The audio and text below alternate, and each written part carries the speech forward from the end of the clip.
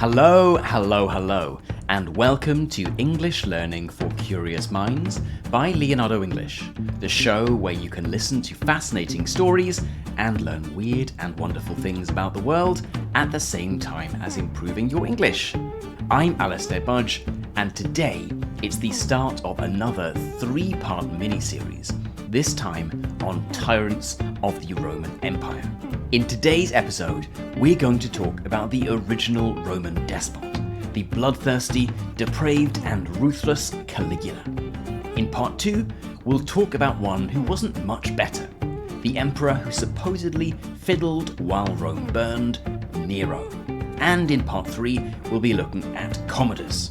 He might have been the son of Marcus Aurelius, the philosopher emperor, but his exploits as emperor, from claiming to be Hercules reborn to fighting in the ring as a gladiator, were not something you'd find recommended in Meditations. Okay then, let's not waste a minute and get right into the story of Caligula. Perhaps you can think of a dinner party you've been to, where someone around the table burst out in uncontrollable laughter. Once they composed themselves, perhaps they revealed a joke they'd just been told, or a funny story that they had just heard about someone they knew. Others most probably joined in the merriment, and the dinner party continued as usual. At one dinner party in ancient Rome, hosted by the then Emperor Caligula, the host burst out in raucous laughter. Nobody seemed to have told the young emperor anything. Nobody had slipped over on a stray grape or spilled the wine over someone's head. There was no obvious cause for this outburst. His consuls, who were sitting next to him, asked him why he was laughing. He turned and said, "What do you suppose? Except that at a single nod of mine, both of you could have your throats cut on the spot." We have no historical record of what happened next, but presumably a gulp from one consul, perhaps an embarrassed laugh from the other. "Haha, good joke. It was a joke, right?" These two consuls, two of the highest elected officials of the Roman Empire, presumably knew that Caligula was deadly serious.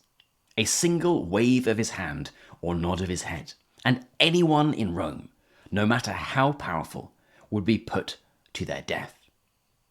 This was a man who revelled in public humiliation, showed little regard for human life, and held his elected officials in utter disregard.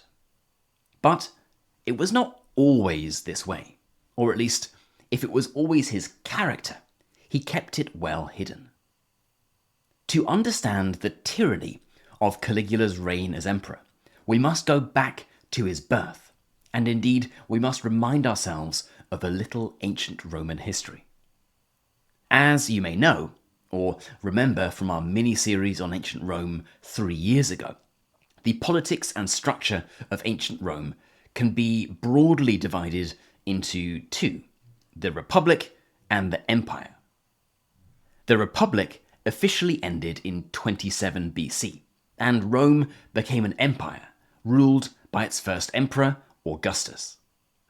Augustus was a much-loved emperor, but there was the problem of who would succeed him after his death. A problem, as you'll see, that crops up again and again and again in the story of ancient Rome. Augustus had no biological children, but there were several stepchildren and grandchildren knocking about, some more capable than others. After much manoeuvring, he named his stepson, Tiberius, as his heir, on the condition that Tiberius adopt his nephew, Germanicus, as his own son. So the title of emperor would pass first to Tiberius, then to Germanicus. In AD 14, Augustus died, and Tiberius duly became emperor. Now, Tiberius was not exactly a people's favourite. He was stern, often absent from Rome, and a man whose suspicious nature only deepened as he grew older. He was also sadistic and bloodthirsty, and could certainly have appeared in a miniseries on Tyrants were there not others who were even more tyrannical. Despite his relative unpopularity, his rule did provide some stability, and he would go on to rule from AD 13 to AD 37, 23 years in total. But with no direct heirs, all eyes turned, yet again, to the next generation. Here, there was a clear frontrunner, Germanicus, Tiberius's adopted son, and by this point, a decorated young man and accomplished military leader. Germanicus was everything the Romans admired: a brilliant general, a charismatic leader, and, importantly, the great-nephew of Augustus himself. So he had that all-important pedigree, the blood tie to Augustus. What's more, he was married to a granddaughter of Augustus, Agrippina the Elder. Together, they formed what many saw as the perfect imperial couple. However, tragedy struck. Germanicus, this heroic military leader who seemed poised to become the next emperor, died suddenly in Syria in AD 19 at the age of 33. There are rumours he was poisoned, perhaps on Tiberius's orders, or perhaps it was one of the many bugs that could have proved fatal for travelling soldiers back then. In any case, he left behind a widow and 6 children. Among them was a boy named Gaius Julius Caesar Germanicus. But the soldiers had another name for him. As a child, this boy would often visit his father's military camps, dressed in a tiny soldier's outfit, complete with little leather boots. The soldiers nicknamed him Little Boots, Caligula in Latin. Although he is believed to have hated the nickname as an adult and never used it himself, it stuck, and I'll continue to use it for the rest of this episode. Now, after Germanicus's death, his widow openly accused Tiberius of murder, which was not a particularly smart thing to do, especially to an emperor as malicious and sadistic as Tiberius. She was banished, and she eventually died of starvation. 2 of Caligula's brothers were either imprisoned or executed. Caligula, however, survived.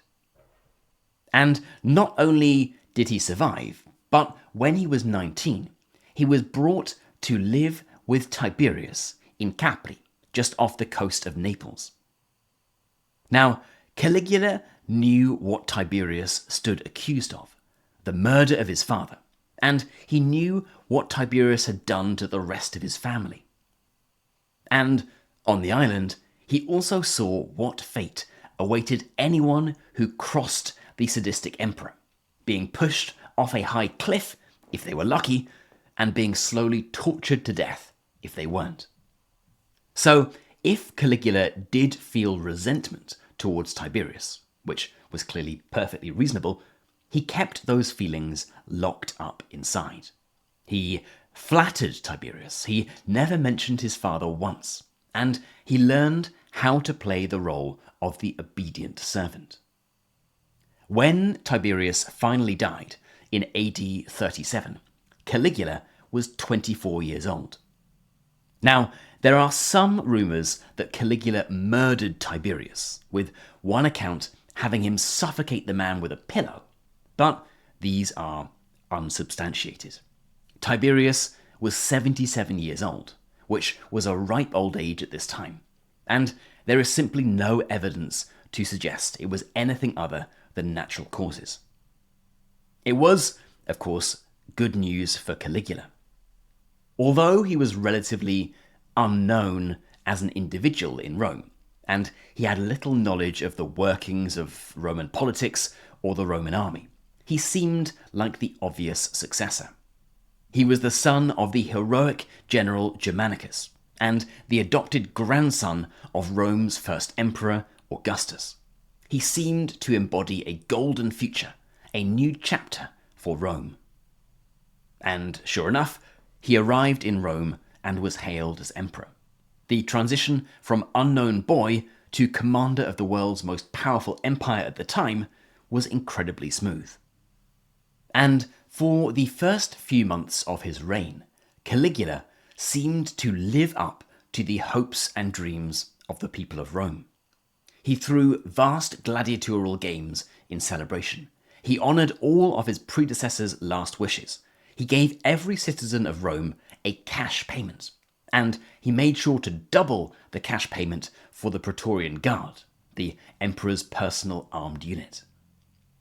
He also made a big deal of publicly destroying all of Tiberius's written records of suspected treachery among the senators, symbolically burning them, as if saying, "This was the past. Tomorrow is a new day."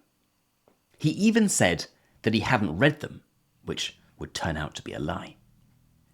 In any case, the first few months of his rule were, as one contemporary historian put it, a golden age of happiness and prosperity. But 7 months or so after becoming emperor, he fell seriously ill. It's not clear what this illness was, whether he caught it randomly or whether he was poisoned in some way. But for almost a month, he was at death's door. It looked like he could have died at any moment.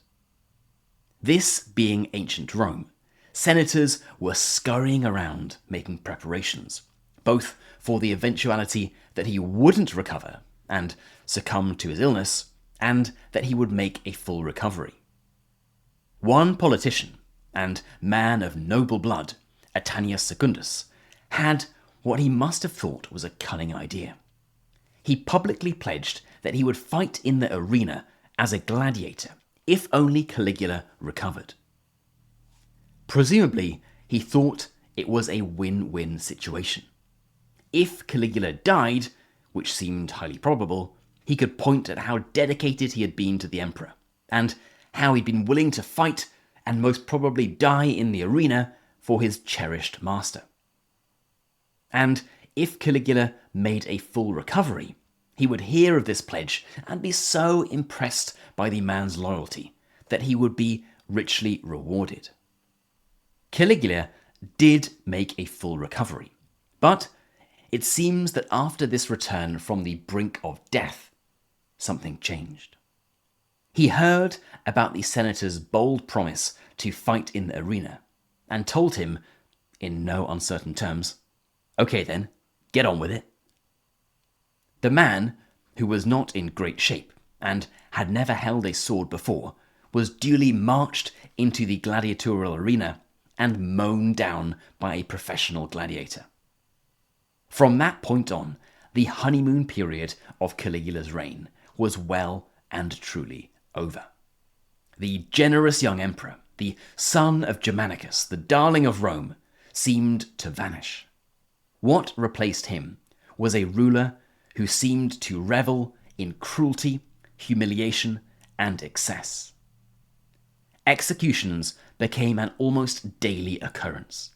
He would invite senators to dine with him, serve them the finest food, and then, at the height of the feast, casually order their deaths. He delighted in seeing people squirm. Prisoners were executed in front of him for sport. Sometimes he would order people slowly tortured so he could watch their agony. The Roman historian Suetonius even claims he enjoyed watching executions scheduled for his meal times, as if it were a form of light entertainment. Then there were the humiliations. Senators were forced to run long distances alongside his chariot, like stable boys rather than statesmen. And this was layered on top of the sexual depravity.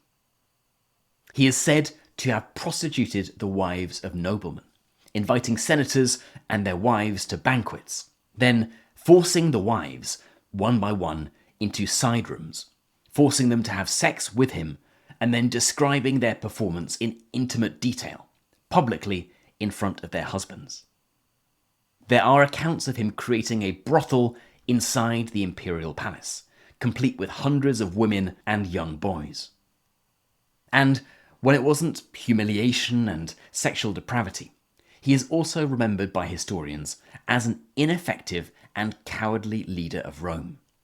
One account has him marching his troops northwards as if to attack Great Britain, but after lining his troops up on the beach in Gaul, he orders them to collect seashells instead of continuing their mission, declaring these the spoils of the ocean.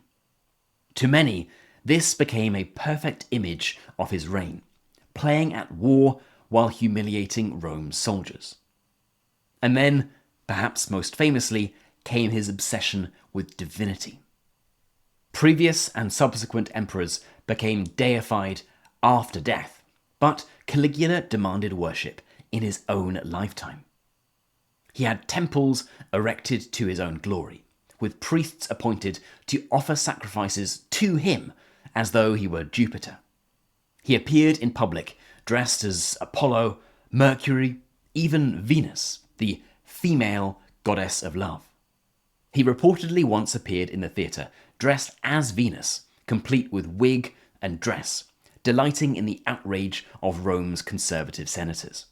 He simply didn't care what Roman high society thought about him.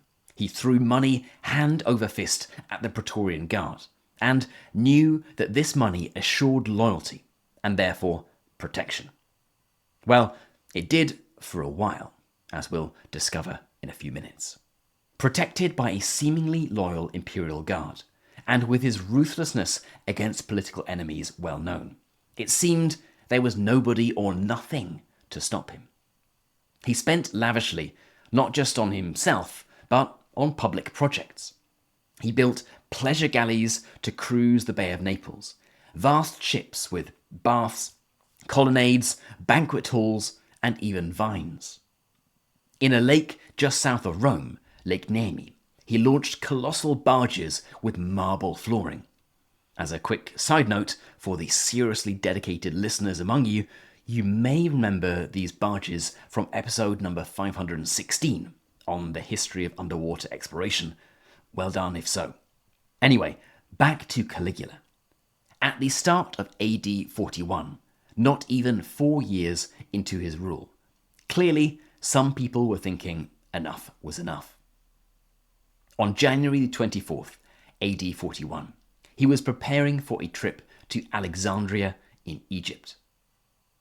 He had been doing one of his favourite activities, watching gladiatorial games, and was heading inside for a spot of lunch. He had been told that there was a group of young boys who were practicing, and could he come and spare a few words? As he was about to address the boys, 2 of his trusted Praetorian guards pounced on him, stabbing him a total of 30 times in the neck, chest, and genitals. One report even has them stripping and eating his flesh. Caligula, Little Boots, was dead. Now, as for the motivations behind this assassination, there is no evidence of a wide plot among senators for moral grounds, for the purposes of saving Rome, or anything like that. One hypothesis is that it was more personal. The man who is said to have landed the first blow, Cassius Chaerea, was a brave and distinguished Praetorian, but he was often teased by Caligula for having a high-pitched voice and being effeminate in his manners. So, yes, Caligula might have been seriously unhinged and utterly inappropriate as a Roman emperor, but one theory is that he was murdered for being a bully rather than anything more strategic than that. And on this note, much of what we know about Caligula as a man and his reign comes down to only a few sources that were written decades after his death.